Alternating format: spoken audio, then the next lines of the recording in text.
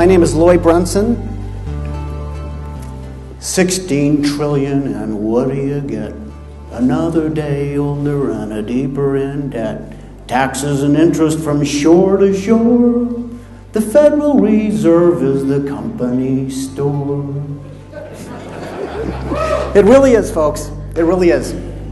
Since 1913 and even before, they've been able to create money, but especially since 1913, they have had the power to create unlimited amounts of money, not just to loan to governments and to do credit swaps with 14 other central banks, but they have been able to spend.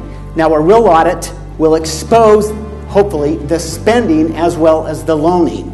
$1 trillion created by the Federal Reserve has to be owned by someone before it can be loaned. Who owns that trillion? Someone has to own it.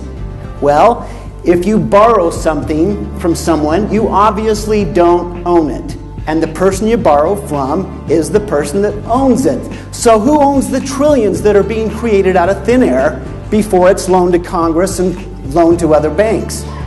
If we look at the history of the Federal Reserve 1913, the Federal Reserve shareholders owned the system.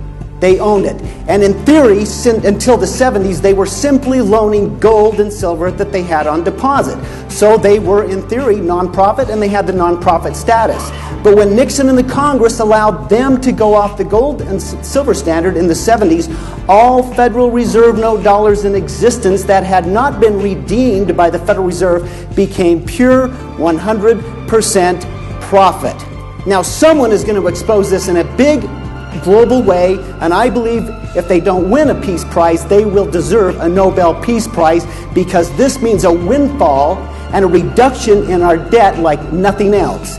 We're talking trillions of dollars created and owned by its creators, which are the shareholders of the Federal Reserve. Now, everyone in Washington, D.C. that's a representative, as you know, have either sworn or affirmed an oath to the Constitution. And it isn't necessarily to support the Constitution, but it includes defending the Constitution. In order to defend against enemies, you've got to be able to identify an enemy. We had 2 Black Hawk helicopters that crashed and killed 27 people from enemy fire because the pilots of the aircraft couldn't properly identify an enemy. We've got to understand the enemy. The Federal Reserve shareholders have been buying protection for about 100 years now. They can buy anything they want. Global entities, newspapers, media, global companies. And they truly have become the company store. There's a great video out there. It's the #1 most watched documentary on the internet. It's called Money Masters. And you can go to brunsonforsenate.com and you can see more information about this. Thank you very much for your time. God bless.